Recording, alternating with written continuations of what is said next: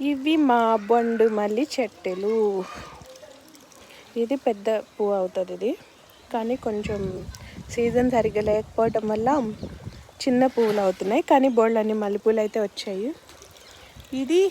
ఇదేం చెట్టు తాతయ్య? ఇదేం చెట్టు? బత్తాయి కాయ చెట్టు అంటండి. ఇది ఒక్క కాయ ఉంది, నేను నిమ్మకాయ అనుకున్నా. చిన్నవి ఉండే. ఇవన్నీ మా మామిడి చెట్లు. ఇప్పుడు మీకు ఇంకోటి చూపిస్తా.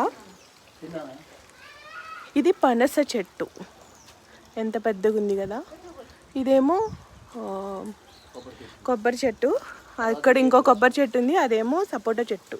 ఇక్కడ ఉన్నది ఇది ములగ చెట్టు. ఇది కూడా సపోటా చెట్టు. ఇది రేగి చెట్టు. చిన్న చిన్న మొక్కలు భలే బతికేస్తాయి ఇక్కడ కష్టపడకుండానే. ఇంకా అదంతా మామిడి తోట. ఇది సపోటా చెట్టు, మంచి టేస్ట్గా ఉంటాయండి. ఆ కొబ్బరి చెట్టువి కూడా చిన్నగా వస్తాయి కాయలు, కానీ సూపర్ టేస్ట్ ఉంటాయి. ఇక్కడో చెట్టు ఉంది, అక్కడో చెట్టు ఉంది. అది ములగ చెట్టు. ఇది మా డాడీ మా అమ్మమ్మ వాళ్ళ ఇంటికి వచ్చారు కదా, అక్కడ పడుకున్నారు చెట్టు దగ్గర. హాయిగా చల్లగా ఉంటుంది వేసవికాలంలో కూడా.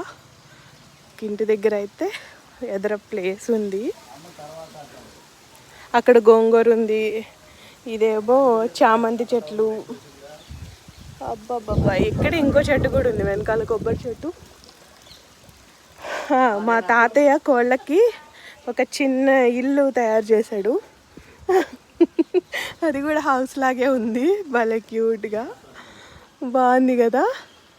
ఇంకొకటి ఏంటంటే ఇంటికి ఇక్కడనే ఒక ఇదే ఏమంటారు సన్నజాజి తీగ ఉంటుంది.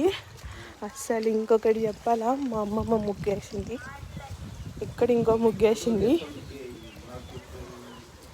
ఇక్కడైతే పొయ్యి పెట్టేసుకున్నారు, నీళ్ళు కాచుకుంటారు, అప్పుడప్పుడు వంట చేసుకుంటారు.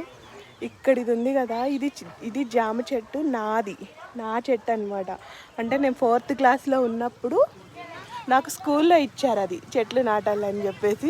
అది ఎన్ని కాయలు కాసిందో, ఎంత పెద్ద చెట్టు అయిందో. ఇప్పుడు ఇక్కడ పక్కన గోడ కట్టడం వల్ల ఇల్లు కన్స్ట్రక్షన్లో ఉంది.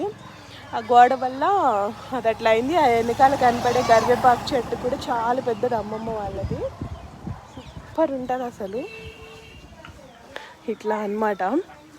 బయట ఇదంతా ఆడుకునేదాన్ని, అల్లరి మొత్తం బాగుంది కదా. ఇలా వరలోకి వాటర్ వస్తాయి.